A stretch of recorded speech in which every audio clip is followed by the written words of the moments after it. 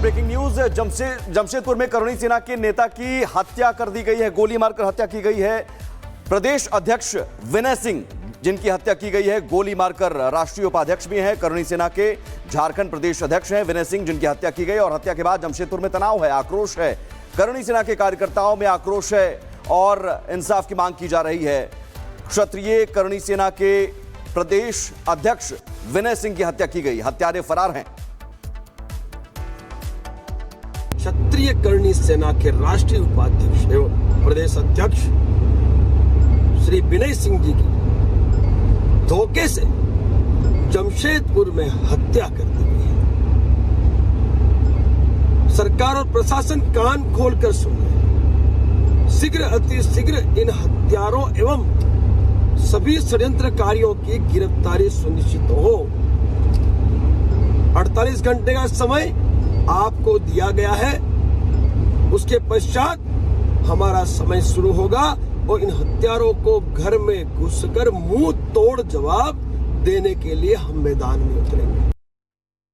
एक व्यक्ति की मृत्यु हुई है यहाँ पे, उसी के संदर्भ में यहाँ पे लोगों के द्वारा डिमना चौक को जाम किया गया। हम लोगों के द्वारा उन लोगों से यही आग्रह किया गया है कि आप लोग यहाँ से जाम हटाइए और उसके बाद हम लोग अपनी कार्रवाई को आगे बढ़ा पाएँ, जिससे क्योंकि सभी ऑफिसर्स यहीं पे एंगेज है। जितना जल्दी यहाँ से चीज़ें सुचारू रूप से चलेंगे, उसी के बाद हम लोग अपनी कार्रवाई आगे बढ़ाएंगे।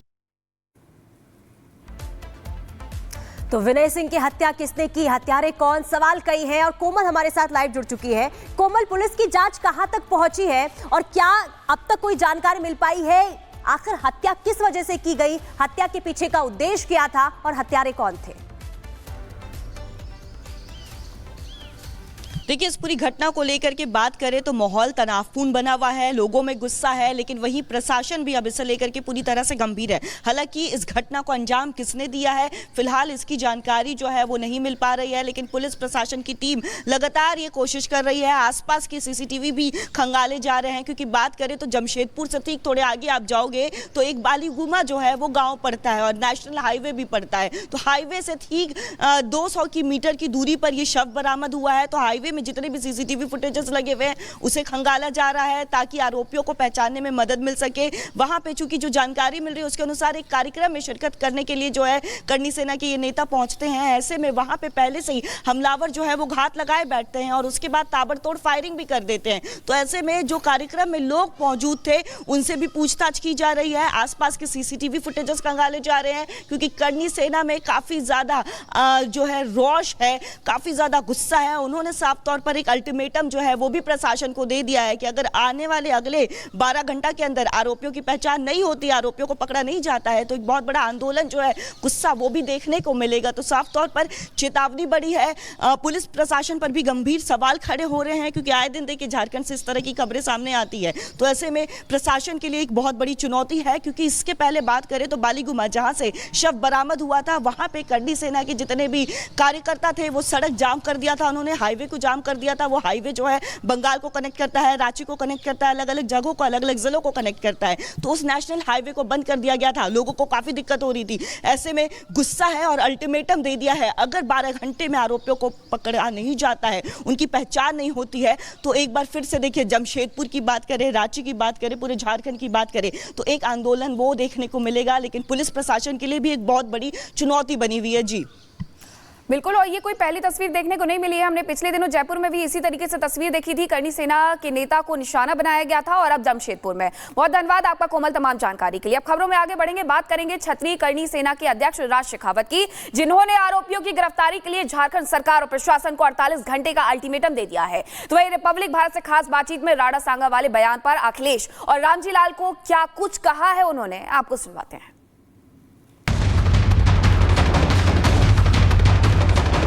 सपा सांसद रामजीलाल सुमन के राणा सांगा पर दिए विवादित बयान पर सियासी घमासान थमने का नाम नहीं ले रहा है। करुणी सेना ने आगरा में रामजीलाल सुमन के आवास पर तोड़फोड़ के बाद अब उनकी पिटाई की धमकी दी है। क्षत्रिय करुणी सेना के अध्यक्ष राज शेखावत ने रामजीलाल सुमन के साथ आर पार की जंग का ऐलान किया है।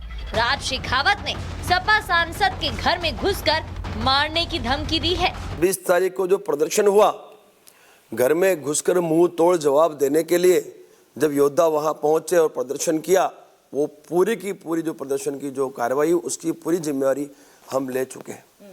उसके बाद हमने ये घोषणा की कि 12 तारीख को आगरा में पूरे भारतवर्ष का क्षत्रिय और सनातनी जन्म जयंती मनाने के लिए इकट्ठा हो। राज शेखावत ने अखिलेश यादव के उन आरोपों को भी खारिज कर दिया जिसमें अखिलेश ने करनी सेना के प्रदर्शन को योगी समर्थित बताया था। राज शेखावत ने कहा कि इससे योगी का कुछ लेना देना नहीं है, जो कुछ भी हो रहा है या होगा उसकी जिम्मेदारी क्षत्रिय करनी सेना की ही होगी। वो क्यों होंगे? क्षत्रिय करनी सेना हम योद्धा जिम्मेवार रहेंगे ना। मुख्यमंत्री को जिम्मेवारी हम क्यों दें?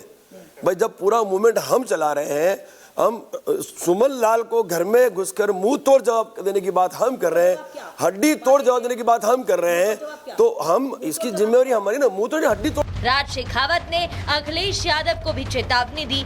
इस दौरान उन्होंने कहा कि अखिलेश यादव कब तक रामजीलाल सुमन को बचाएंगे, रामजीलाल सुमन कब तक सांसद रहेंगे, जब भी उनकी सुरक्षा कम होगी हम उनकी कुटाई करेंगे। तोड़ जवाब देंगे, कुटाई करेंगे उसकी, बिल्कुल मारेंगे, कुटाई करेंगे, करें क्या और? हम बर्दाश्त नहीं कर सकते।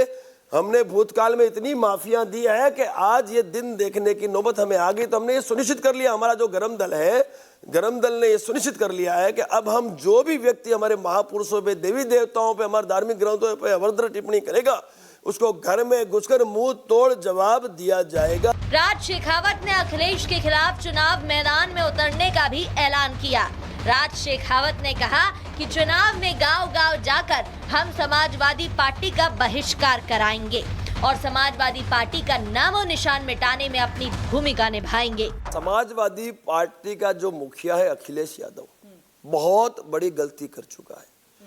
इस व्यक्ति को समर्थन करके उन्होंने ये तो सुनिश्चित कर लिया है कि आने वाले समय में जो भी चुनाव आएंगे, चाहे उत्तर प्रदेश में आए, चाहे पूरे भारतवर्ष में आए, हम क्षत्रिय, मैं खास करके क्षत्रियों की बात करता हूं, हम जो क्षत्रिय हैं वो गांव-गांव जाकर इस पार्टी का बहिष्कार करवाएंगे और इस पार्टी का नामो निशान मिटाने में हमारा योगदान देंगे। क्योंकि हमारी जो लड़ाई थी वो उस व्यक्ति विशेष से थी, जिस व्यक्ति विशेष ने हमारे महापुरुष के लिए अभद्र टिप्पणी की थी।